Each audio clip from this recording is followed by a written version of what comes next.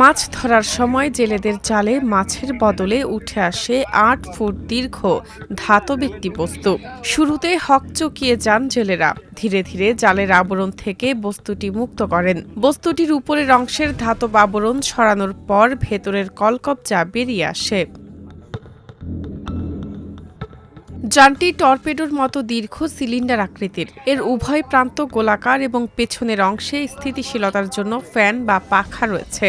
উপরের অংশ খুললে ভেতরে বিভিন্ন electronic module, battery unit, sensor, নিয়ন্ত্রণ ব্যবস্থা এবং অ্যান্টেনা সদৃশ একটি ডিভাইস চোখে পড়ে। এটি পানির নিচে চলাচলকারী গবেষণাকারী একটি যান হতে পারে, জানালেন সামুদ্রিক প্রাণীবিজ্ঞানীরা। ৩১ মে বরগুনার পাথরঘাটা উপকূলে মাছ ধরার সময় জেলেদের জালে যান্ত্রিক বস্তুটি উঠে আসে, যা দেখতে অনেকটা পানির নিচে চলাচলকারী স্বয়ংক্রিয় যানের মতো।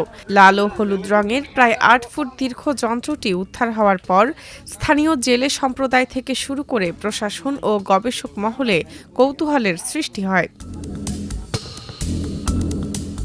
জেলেদের কাছে খবর পেয়ে যানটি উদ্ধার করেন পাথরঘাটা থানার উপপরিদর্শক মোহাম্মদ সোহান।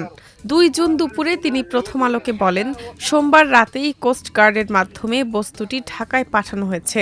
এটি নৌবাহিনীর কাছে হস্তান্তর করা হয়েছে।